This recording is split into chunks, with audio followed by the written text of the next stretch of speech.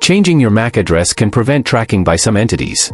This can be particularly useful when connecting to public Wi-Fi networks or in other situations where security is a concern. Here is how to change MAC address on Windows PC. Open Device Manager. Right-click on the Start menu and select Device Manager from the context menu. Locate Network Adapters.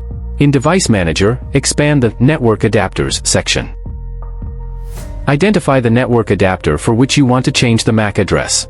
Right-click on the network adapter and select Properties from the context menu. Change MAC address. In the Properties window, go to the Advanced tab. Look for a property named Network Address, Locally Administered Address, or MAC address. The name might vary depending on your network adapter. Select this property and choose the option to Value or Edit it. Enter the new MAC address you want to assign. Make sure it follows the correct format, usually 4 pairs of hexadecimal digits separated by colons or hyphens.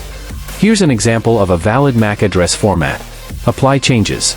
Once you've entered the new MAC address, click OK or Apply to save the changes.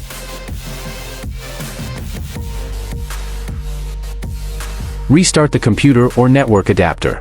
Sometimes, changes to the MAC address might require a system restart or disabling and re-enabling the network adapter.